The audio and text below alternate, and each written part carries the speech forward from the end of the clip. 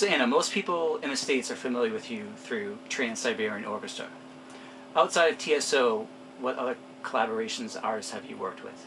Well, the past year I've been working with a band called Overvoy, and they're kind of a klezmer, breakbeat, Balkan beats kind of band, apart from we have this amazing 6-foot-tall Grace Jones style singer called Bridget Amofa. So I've been doing loads of touring around Eastern Europe and Russia and Turkey, Israel, the UK and Western Europe with them, and I also play with Jethro Tull. I've been his guest soloist on and off for the last 3 or so years.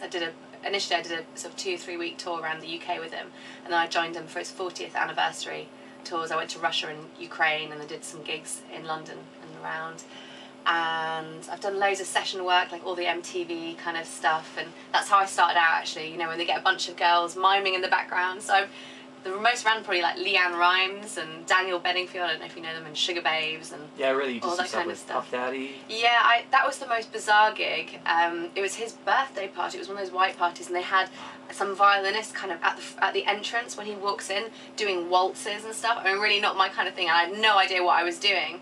But yeah, so I kind of had to like play along to the other violinists with that. But yeah, some weird stuff. So even though you've been in TSO for 6 years, you haven't been on the album, but you are on the new Night Castle. Yeah. So how does that feel to finally be? It feels great. I mean, it's always felt great being part of TSO. You know, the last 5 years, and at the end of the tour, you get this gold disc or this platinum disc to hang up on your wall, and it's got your name on it, and it feels great because you really are part of that, the family and the band, and you are promoting the music and playing it every night. But this year, to know that you're on stage, and when they tell you that, you know, Night Castle went in at #5 in Billboard charts and #1 download, you can feel a bit more pride because you're actually on the album, and so I'm looking forward to hopefully getting another one of those gold or platinum discs to stick on my wall. Now, when most people think of a violinist, they think of someone that's pretty stationary, stays in one spot and plays. When I saw you, you were all over the place. How physically demanding is that? Because I know sometimes It's really demanding. some cities there are 2 shows. Yeah. So what do you usually do, like maybe before a show, to kind of prepare? Well, on the record I stretch for at least 20 minutes. Off the record, nothing. I really should work harder. I try and do yoga and keep in shape and stuff, and I eat healthily. I have massages and I ice my knees a lot. That's the main thing, is like I ice my knees after every show, and that kind of takes away a lot of the pain. I have knee problems from lunging and neck problems from continuous head banging, and the violin is such an awkward shape to hold. It's not, you know, you're kind of like hunched over and stuff, so when you're doing that for 3 hours non-stop and running around up and down steps and getting put onto lifts and fire and stuff, yeah. From being with TSO, how large did you see your fan base grow? Well, at the moment, I think when I'm doing the tour, it's like my website, and I can tell like from that I get like over 1,000 hits a day. Wow. So it goes up pretty dramatically during the TSO months, I would say. Yeah, it's good. And also having toured the West Coast and the East Coast, really I feel privileged that I've kind of seen and met Americans throughout the whole of America. You were with the West Coast for how many 4 years? 4 years? Yeah, 4 years. So, and then Johnny Lee, the bass player, we moved over to the East Coast, and it's so amazing, really, to branch out to so many people.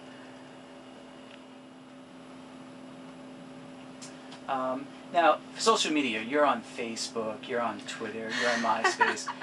I know some musicians who just kind of just don't believe in that, or don't have the time and don't use it. What is your viewpoint on using that?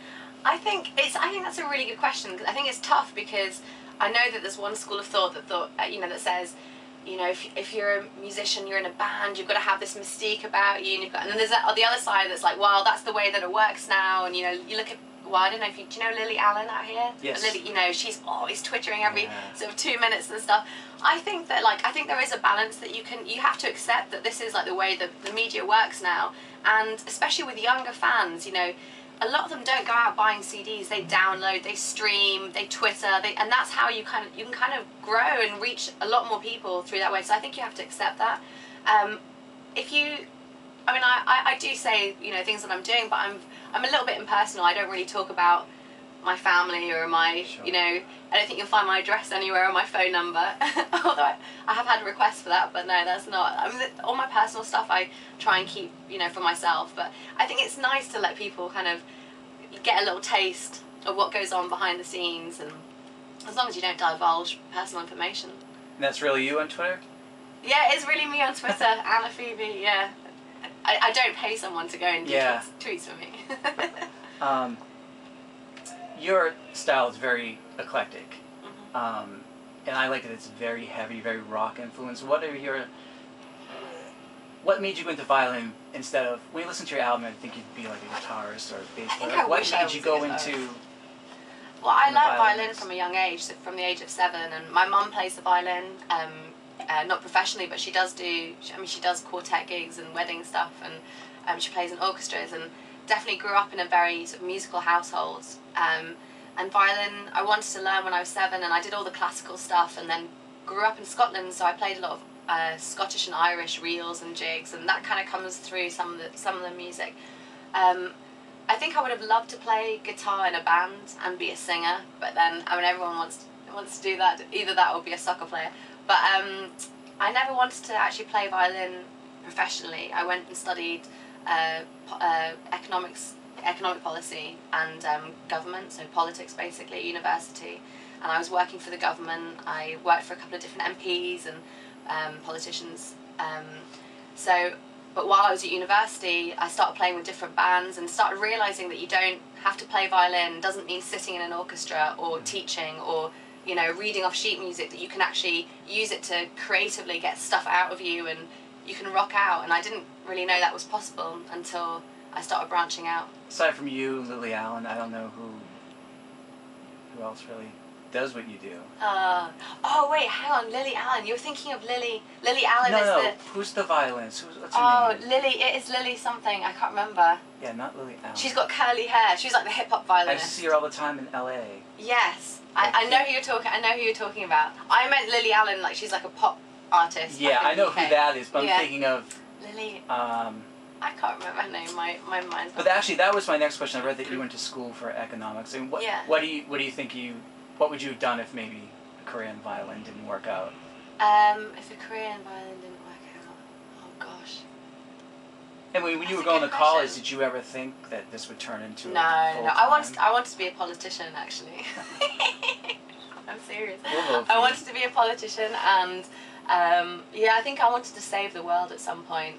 So maybe, and then I was thinking actually maybe going into interior decorating. Everyone says that, though, don't they? No, I think a politician I'd have liked to be. Great. Well, thank you.